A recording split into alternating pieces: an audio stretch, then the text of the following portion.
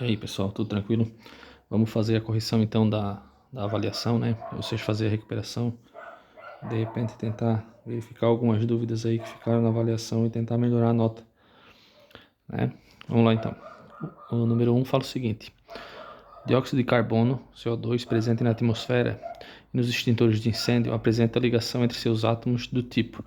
Tá? Primeira coisa aqui, primeira questão, ele quer saber qual é o tipo de ligação que ocorre entre os átomos, tá? Então, o dióxido de carbono ele é formado por CO2, certo? Então, são dois oxigênios ligados num átomo de carbono central. Como são átomos distintos, essas ligações aqui a gente considera a ligação que elas são polares, tá? Então, a ligação ela vai acontecer, ela vai ser do tipo covalente polar, tá? E não apolar como a maioria colocou. O que seria apolar, né? Apolar seria a molécula inteira, certo?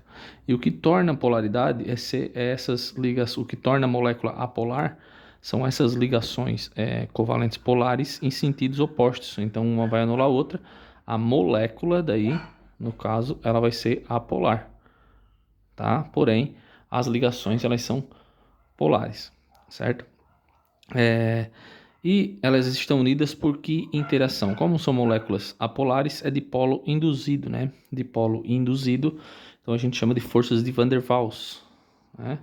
Então, as ligações são polares, né? São covalentes polares e interações de Van der Waals. Então, a questão de número 2, ela fala dessas quatro espécies aqui, né? SO2, SO3, né? NF3 e CF4, certo? Então, ele quer saber qual é a geometria de cada uma dessas moléculas, né? Na sequência. No caso, o SO2, o SO3, o NF3 e o CF4. Vamos lá para o SO2. SO2 é um enxofre e dois oxigênios, né? A gente sabe que o enxofre ele vai ficar no meio e os oxigênios eles vão ficar o quê? Eles vão ficar ao redor do enxofre. Ambos são da família 16, então ambos têm 16 elétrons, 6 elétrons na última camada. Fazendo então aqui uma ligação dupla, tá? Obrigatoriamente tem uma ligação dupla aqui. O que acontece aqui? Ambos aqui ficam com 8, né? Consegue se estabilizar. Mas esse oxigênio aqui também tem 6, precisa de 2. Então é feita uma coordenada aqui, ó. Certo? Como é feita uma coordenada aqui, então essa molécula ela fica mais ou menos desse tipo aqui, ó. Tá? E tem um par sobrando. Se tem um par sobrando, a geometria dele é angular. Certo? Depois vai para o SO3. O SO3 ele é bem parecido, só que tem um oxigênio a mais, né? Mantém aqui a ligação dupla normal, certo? Mantém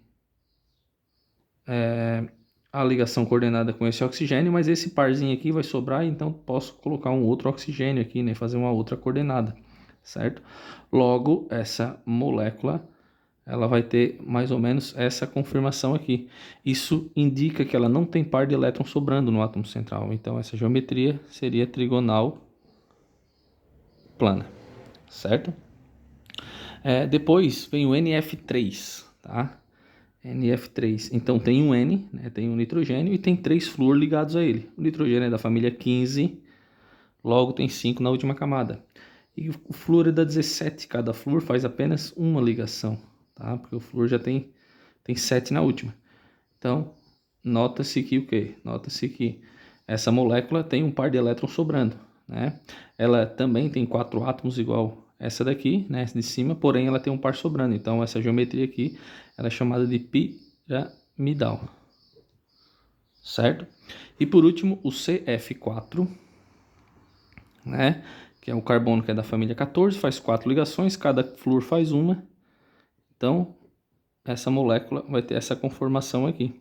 Logo, ela é uma molécula tetraédrica, certo? Portanto, a alternativa correta dessa questão seria a letra B, né? Angular, no caso o SO2 é angular, né? O SO3 trigonal plana, piramidal e tetraédrica, certo? Na questão do número 3, ele fala do H2, certo? E aí ele quer saber que tipo de ligação está ligado 2H2. Lembrando que H2 são dois hidrogênios ligados, né? Como são átomos iguais, isso é uma molécula apolar, que ligam as moléculas apolares? Dipolo induzido, né? Porque molécula polar não tem polo. Então, o que é dipolo induzido? Forças de Van der Waals, certo? A próxima questão ela fala o seguinte: observando-se o comportamento das substâncias nos sistemas a seguir, assinale as alternativas corretas. Então tem esse Szinho aqui, pode ser uma ou mais, certo? Então vamos analisar. Aqui nesse primeiro sistema tem óleo e água, tá? E a gente sabe que a água ela é um solvente extremamente polar, né? A água ela é polar, certo? Se o óleo não mistura na água, isso a gente pode indicar que o óleo é apolar. Beleza? Aqui a gente vê algo uniforme, como se a sacarose estivesse o quê? Dissolvido na água. Então, logo a sacarose também vai ser o quê? Vai ser uma substância polar, porque ela dissolve na água, certo? Depois, aqui tem água e o tetracloreto de carbono, aqui, ele não se mistura na água. Dá para notar aqui que tem diferença, né? Ele é mais denso que a água, ele está lá no fundo. Então, isso aqui também é apolar. E aí vamos analisar as alternativas. A água e o óleo não se misturam completamente por serem ambos apolares. Não, está errado, está incorreto porque a água ela é polar, tá? Então essa questão é falsa. Letra B. Se a gente juntar todos os sistemas aqui, vai ter uma mistura heterogênea. A mistura heterogênea é uma mistura que tem mais de uma fase, ou mais de um aspecto visual. Então, o óleo e a água formam aspectos visuais distintos. Isso aqui é uma fase só. Então, mistura heterogênea, tá? Se eu misturar qualquer coisa aqui, né, os três juntos, com certeza vai o quê? Vai ter uma mistura heterogênea, tá? Porque a água não vai misturar com óleo, certo? C. O óleo é menos denso que a água. Ó, o óleo está lá em cima, então a densidade do óleo ela é menor que a da água, certo? Por isso que o óleo ele fica acima da água. Então essa é verdadeira também. B e C é verdadeira. D. O óleo deve ser solúvel no tetracloreto de carbono. Ambos são o quê? Ambos são apolares, né? Então, logo, verdadeiro também. O óleo ele deve ser solúvel no tetracloreto de carbono. Lembrando que semelhante dissolve semelhante. E a sacarose é um composto polar. Se a água é polar e a sacarose dissolveu na água, logo, com certeza, a sacarose também é um composto polar. A próxima questão ela fala o seguinte: determine a alternativa que apresenta apenas moléculas com geometria piramidal. Tá? Então, primeiro vamos analisar o que seria uma geometria piramidal, certo? Piramidal vai ocorrer quando ter o quê? Quando ter 4 átomos, né? Então, um central e 3 ao redor, e nesse central tem que ter um par sobrando. Nesse átomo central aqui, tem que ter um par sobrando. Mas o principal aqui é saber que tem 4 átomos. Vamos ver se todos eles só tem 4 átomos. Ó. Aqui pode ser piramidal, né? Tem 4 átomos. Um fósforo e 3 hidrogênios. Aqui também pode ser. Aqui tem 2 cloro, 1 hidrogênio e 1 fósforo. Então aqui tem 4 átomos. Então essa aqui já está incorreta, tá? Não, perdão, desculpa. Essa aqui está correta, tem 4 átomos também. Então a gente tem que analisar se elas são piramidais, né? Fósforo e nitrogênio são da família 15, certo? Se o fósforo e o nitrogênio é da família 15, quer dizer o quê? Quer dizer que eles têm que fazer 3 ligações, né? E nessas 3 ligações vai sobrar 2 parzinhos, um parzinho de elétrons, certo? Então a alternativa correta seria essa daqui, essa letra A. Se a gente for analisar as demais, ó, aqui é piramidal, essa aqui não é da família 15, tá vendo? Ó? Então não vai ser piramidal, isso aqui vai ser trigonal. E ainda aqui tem 5 átomos, ó, isso aqui é tetraédrico. Aqui tem 5 átomos, ó. Aqui mais 5, aqui mais 5. Então não existe outra opção a não ser a letra A, só contando o número de átomos, tá? Lembrando que todos eles, para ser piramidal, tem que ter 4 átomos, né? E tem que ter um parzinho sobrando no átomo central. Para finalizar, assinale as alternativas corretas, de novo podendo ser uma ou mais, né?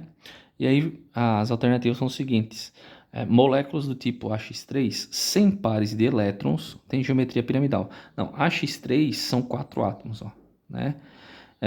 E se não tem par de elétron, não é piramidal, porque piramidal tem que ter par de elétron. Foi a questão que a gente viu ali em cima, tá? Então essa aqui está incorreta, essa aqui é falsa, certo? Sem par de elétron, a gente chama de trigonal plana. Moléculas do tipo AX2 com pares de elétrons sobrando no átomo central tem geometria linear. Não, né? Geometria linear é sem pares de elétrons. Então, essa é falsa também. Fechou? Depois, moléculas AX2, né? 100 pares de elétrons sobrando possuem ligação 180. Sim, tá? É que 100 pares de elétrons sobrando no átomo central é linear, tá? Então, essa alternativa aqui, ela tá correta, certo? Por quê? Porque ela forma uma linha, né? Vai ter o átomo do meio e os dois outros átomos vão estar aqui. Esse não vai ter elétrons aqui no meio para empurrar essas ligações. D. A geometria tetraédrica possui aproximadamente ângulo de ligação de 109 graus. Essa aqui é verdadeira também. Tá? Então, geometria tetraédrica é aquela que tem um átomo central e mais 4 ao redor dele, formando lá o tetraedro, né? Então, tem ângulo de ligação de 109. E por último, a geometria piramidal possui 3 átomos ligantes ao átomo central sem pares. Não, é com pares, né? Então, a geometria piramidal é com pares de elétrons. Beleza, galera? Espero aí que tenha ajudado vocês e até mais.